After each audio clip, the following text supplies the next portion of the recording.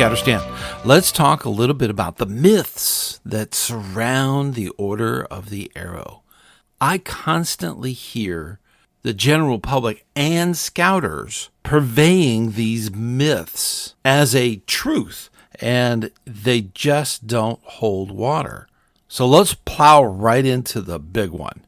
Myth number one, the Order of the Arrow is a secret society. Absolutely not true. The Order of the Arrow has many traditions and ceremonies that are really not discussed outside of the Order of the Arrow.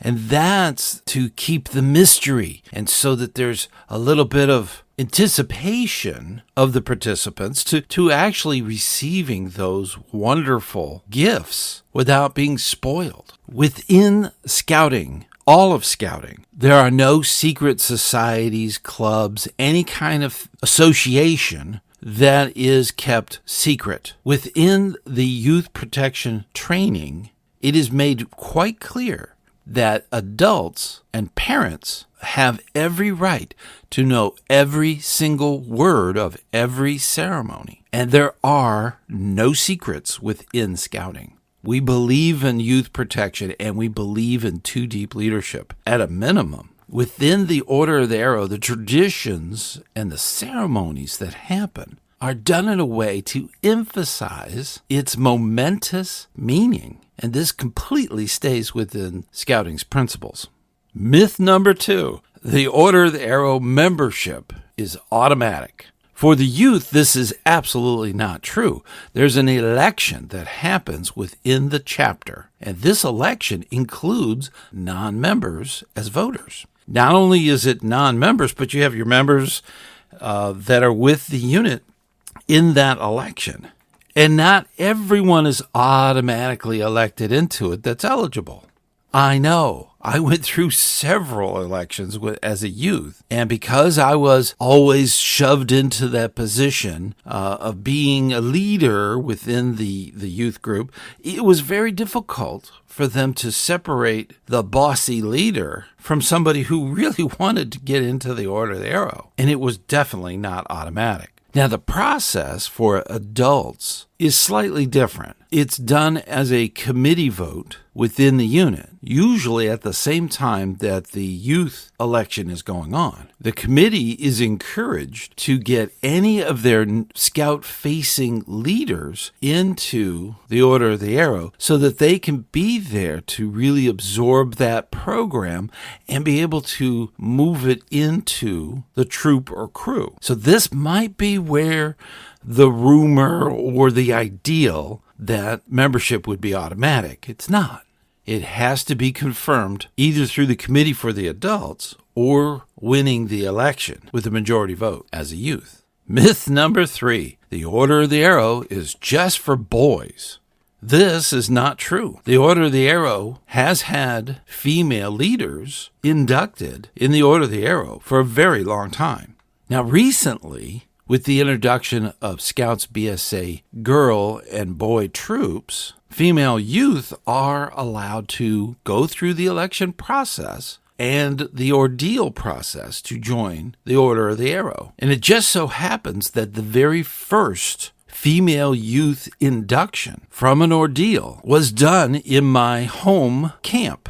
I remember being there with representatives from National at the very first female youth being inducted into the Order of the Arrow. And since that time, they have taken on major roles with the Order of the Arrow. In fact, my own chapter that I'm a member of has had the last 3 female chapter chiefs. So this myth of only for boys is totally busted.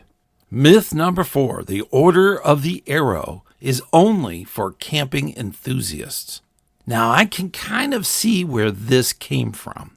There is a camping requirement for eligibility to be elected for ordeal. The night's camping is really to establish that the scout has learned the skills and can camp on their own so that there's no difficulties in regards to the Order of the Arrows program. These scouts have the basic skills of how to put up a tent and know where to take care of their goods and be able to do camping, because a lot of the events in the Order of the Arrow are held at scout camps and even high adventure. So it's important to have those skills as an OA member. The Order of the Arrow is more than just that. It has a lot of service-based leadership, intense leadership training and development, and gives back to the community in many different involvements that they may have within their community.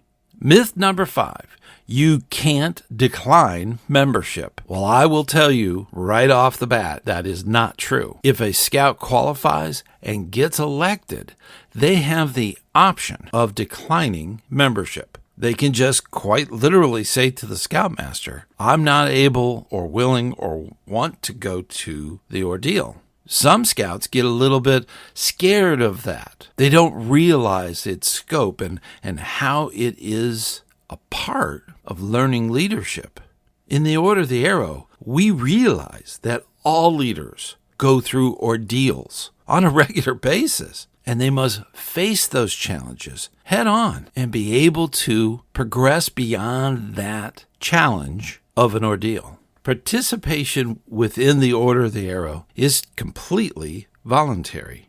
Many scouts thrive in the Order of the Arrow environment, and they even progress beyond their own chapter. There are many opportunities for leadership and service to others, and many adult leaders will tell you it's difficult to get into the Order of the Arrow. But once they took the plunge and got involved, they quickly discovered a whole new world of scouting that is focused on service and leadership, which is a natural for community involvement. The Order of the Arrow has these myths and many more, and I encourage you to research a little bit of the origins of the Order of the Arrow and how it became such a wonderful representation of cheerful service, with its core in the scout values and intensified leadership development through many of the functions of the Order of the Arrow. The Order of the Arrow is a natural progression of the scouting experience for many scouts and scouters. Don't let the myths take away the truths that are made live within the Order of the Arrow.